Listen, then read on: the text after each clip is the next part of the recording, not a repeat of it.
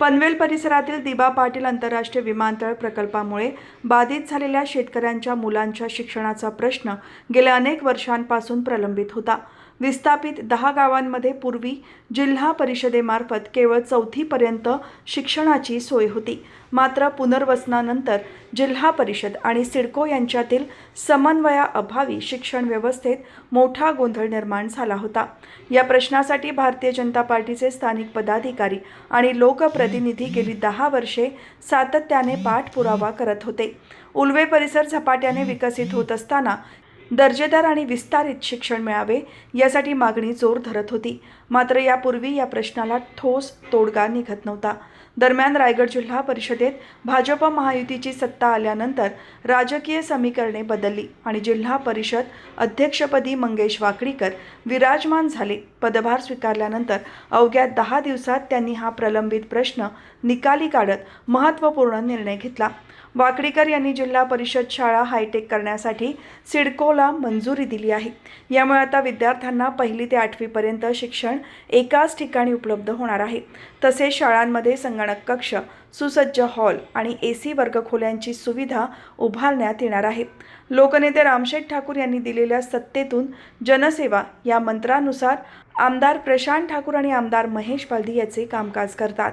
जनतेसाठी विकासाची कामे दोन्ही आमदार आपल्या मतदारसंघात मोठ्या प्रमाणात करतात। त्यांच्या मार्गदर्शनाखाली जिल्हा परिषद अध्यक्ष मंगेश वाकडीकर यांनी हा निर्णय घेतल्याचे सांगितले। या निर्णयासाठी वडघर जिल्हा परिषद सदस्या सोनाली जितेकर, गव्हाण जिल्हा परिषद सदस्य निकिता खारकर, पंचायत समिती सभापती रंजना वासकर, वहाळ पंचायत समिती सदस्य वितेश म्हात्रे, वडघर पंचायत समिती सदस्य मनीषा गजानन पाटील, गव्हाण पंचायत समिती सदस्य जिज्ञासा कोळी, 27 गाव कमिटीचे नंदराज मुंगाजी तसेच युवा नेते रुपेश धुमाळ यांनी सातत्याने पाठपुरावा केला। भाजप महायुतीची सत्ता आल्यावर घेतलेला हा निर्णय सर्वत्र कौतुकास्पद ठरत असून जनतेच्या प्रश्नांना तात्काळ न्याय देण्याची पुन्हा भूमिका अधोरेखित झाल्याची प्रतिक्रिया व्यक्त होत आहे। प्रथमतः आपले अध्यक्ष मंगेशजी वाकडीकर साहेब यांचं या पदावर विराजमान झाल्याबद्दल त्यांचं खूप खूप अभिनंदन करतो। आणि प्रथमतः म्हणजे आम्ही जवळजवळ 92 पासून या राजकारणामध्ये सक्रिय असून जिल्हा परिषदेमध्ये मी येतो, परंतु ही पहिली वेळ अशी का दार उघडून डायरेक्ट आतमध्ये कॅबिनेट येऊनशी बसण्याची संधी मला मिळाली। कारण प्रत्येकाला आपला कुठलाही आपली चिठ्ठी दिल्याशिवाय आतमध्ये एंट्री मिळत नव्हती। हा आपलं भाग्य समजतं आपल्या पनवेल तालुक्याचा आपले कार्यकर्ते। आज जे आपण महत्वाच्या कामासाठी आलो ते म्हणजे आपले नवी मुंबई स्वर्गवासी दिबा पाटील साहेब आंतरराष्ट्रीय विमानतळामध्ये आपली जी 10 गावं पुनर्वसित झाली आणि पुनर्वसित झाल्यानंतर आपल्या विद्यार्थ्यांचे जे आजपर्यंत जी शाळेच्या दृष्टिकोनाच्या संदर्भात जी यातना भोगायला लागते एक सर्वस्वी कारण म्हणजे सिडको आहे। आणि ती आपली खतखत गेली 10 वर्ष आपल्या प्रकल्पग्रस्तांच्या मनामध्ये आहे आणि ती आपली भावना आपले 27 गाव कमिटीचे अध्यक्ष नंदराज मुंगाजी, कार्याध्यक्ष रुपेशजी धुमाल, सचिव प्रेमजी पाटील एक प्रखरतेने विषय तो मांडला, 27 गाव कमिटीमध्ये मांडला। तो विषय आम्ही जिल्हा परिषद सदस्य सोनाली जितेकर, जिल्हा परिषद सदस्य निकिता खारकर, पंचायत समिती मनीषा पाटील, पंचायत सदस्य वितेश या आणि सभापती वासकर यांच्याकडे तो विषय मांडला। आणि तो विषय मांडल्यानंतर त्यांनी तात्काळ आपले जिल्हा परिषद अध्यक्ष यांची आपण भेट घेऊन हा मार्गी आपण तात्काळ मार्गी लावू। तो होत असताना आपले उरण विधानसभेचे आमदार महेश बालदी, पनवेल मतदारसंघाचे आमदार प्रशांत ठाकूर यांच्या कानावरती विषय दिल्यानंतर त्यांनी तात्काळ अध्यक्ष साहेबांना फोन करून तिथल्या तिथं सांगितलं जो विषय आहे अतिशय महत्वाचा विषय आहे, शिक्षण ही आपली अमूल्य गरज आहे आणि ती मार्गी लागलीच पाहिजे या दृष्टिकोनात त्याला सांगितलं। त्या दिवसापासूनच अध्यक्ष म्हणजे आपलं पत्र येवो ही वेळ न पाहता ती त्याही मनामध्ये एक गोष्ट निर्माण करून घेतली का हा विषय तात्काळ मार्गी लागला पाहिजे। तर त्या पद्धतीने आपण या पत्र घेऊन येऊन म्हणजे 10 वर्ष जो न सुटणारा विषय 10 दिवसात मार्गी लागते म्हणजे आपला अध्यक्ष असल्यामुळं ही अभिमानाची गोष्ट आहे. आणि ते होत असताना का बा ती नुसतं आश्वासन नाही, तर आपली जी मागणी 4 खोल्यांच्या ऐवजी म्हणजे 8 ते 10 खोल्या आपल्याला, मग त्यामध्ये ग्रंथालय असतील, स्टाफ रूम असेल, मुख्याध्यापक रूम असेल, मुलांच्या म्हणजे ज्या ज्या आपल्याला अपेक्षित आहेत त्या सर्व बी त्याच्या मेन्शन करून आपला आजचा जो आनंदाचा दिवस मंगेशजी आपले अध्यक्ष साहेब यांच्या नेतृत्वात आपला दिवस पूर्ण होतोय. आणि तो आपण घेतलेला वसा शिडकोपर्यंत येऊन तो ज्या पद्धतीने अध्यक्ष साहेब बोलून म्हणाले का ज्या पद्धतीने आपली अपेक्षापेक्षा जास्त पद्धतीने भारी आपली शाळा कशी होईल याबद्दल आपण प्रयत्न करू. आणि पुन्हा एकदा अध्यक्ष साहेबांचा धन्यवाद मानतो. दिबा पाटील साहेब आंतरराष्ट्रीय विमानतळ बाधित 10 गावांना 10 गावांच्या शाळांचा प्रश्न गेले 3 वर्ष प्रलंबित होता. वाढती लोकसंख्या आणि शहरीकरण त्याच्यामुळे तिथे मुलांना जास्त मोठी हायटेक शाळा मिळावी यासाठी आपले मंगेशदादा वाकडेकर साहेब अध्यक्ष जिल्हा परिषद यांना 27 गाव कमिटीतर्फे तसेच तिथील एक निवेदन सादर केले होते. आणि त्यानुसार मंगेशदादा वाकडेकर साहेबांनी ते निवेदन मान्य करून हायटेक शाळासाठी मंजुरी दिली.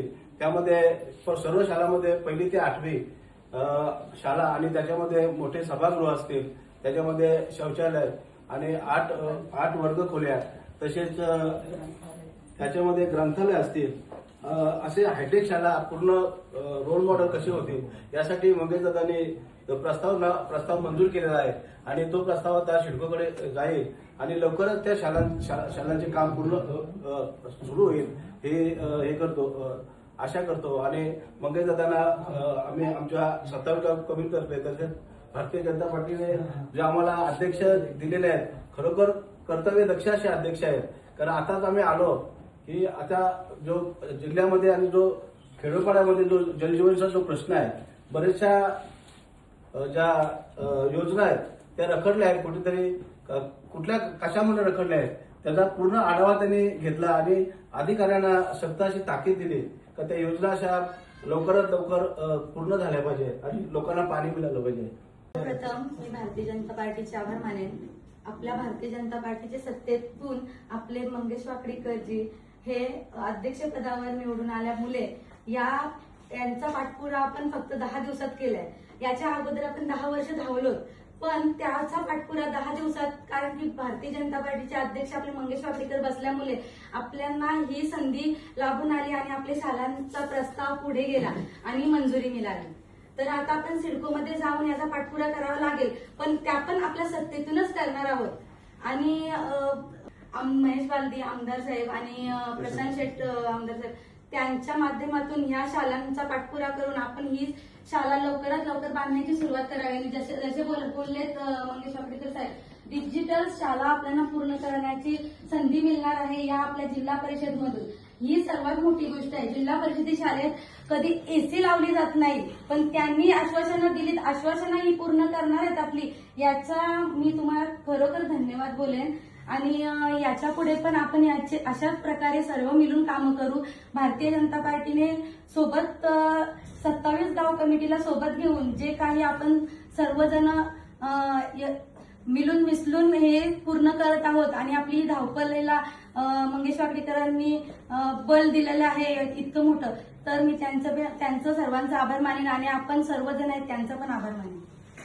आज खरंच आनंदाचा दिवस म्हणायला लागेल. आमची सुरुवातच शाळेपासून झाली आणि ही सुरुवात आपले अध्यक्ष, जसं आम्ही नायक पिक्चर बघतो तसे आमचे अध्यक्ष आम्हाला लाभले, त्याचे प्रथम मी अभिनंदन करते, आभार मानते. कारण की आपल्या शाळेचा प्रश्न हा खूप मोठा प्रश्न होता. आज जसं ह्या 10 शाळांचा प्रश्न होता, जे पुनर्वसित गावांचा, जसं त्यांना शिडकोनी 4 खोल्यांचंच मंजुरी दिलेली, पण वर्ग खूप जास्त आहेत, 8 खोल्या मिळावा अशा एक आपली मागणी हे अध्यक्ष साहेबांनी मान्य केली आहे. आणि ते 5 दिवसात होणं हे खरंच अशक्य गोष्ट शक्य करून दाखवणं एक अध्यक्षांनी केलेलं आहे. त्यामुळं मी विशेष आभार मानेन आपल्या जिल्हा परिषद सदस्य, दोन्ही सदस्य, त्यांचा पंचायत समिती सदस्य आणि निकिताताई खारकर जिल्हा परिषद सदस्य, आपल्या सोनाली जितेकर ताई जिल्हा परिषद सदस्य वडगर, वडगर जिल्हा परिषद पंचायत समिती सदस्य मनीषाताई आणि मी स्वतः गव्हाण वहाल पंचायत समिती सदस्य हे सर्व आम्ही आणि बाकी 27 गाव समिती सुद्धा आपल्या सोबत आहेत। या सर्वांच्या प्रयत्नाने आज हे सर्व पूर्ण झालंय। त्यामुळं मी आपला 2 आमदार महेश शेठ बालदी साहेब आणि आमदार प्रशांत दादा यांचे विशेष आभार मानेन, कारण की त्यांनी हे बल आम्हाला दिलंय आणि ह्या बलामुळे आम्ही हे सर्व व्यवस्थितपणे करत आहोत। यापुढे आता जस्ट एक 5 मिनिटं अगोदर जलजीवन मिशन अंतर्गत एक मीटिंग झाली आणि ती अध्यक्ष साहेबांनी लगेच त्याचा तात्काळ निकाल देणं आणि लगेच मीटिंग लावणं हे सर्व गुण आमच्या अध्यक्षामध्ये आहेत। त्यामुळे विशेष आभार मानेन आणि असेच आमचे सर्व कामं करा आणि आम्ही तुमच्याही साथीला साथ लावून जी लोकांची प्रश्न आहेत ते आपल्या सोबत मांडू। धन्यवाद।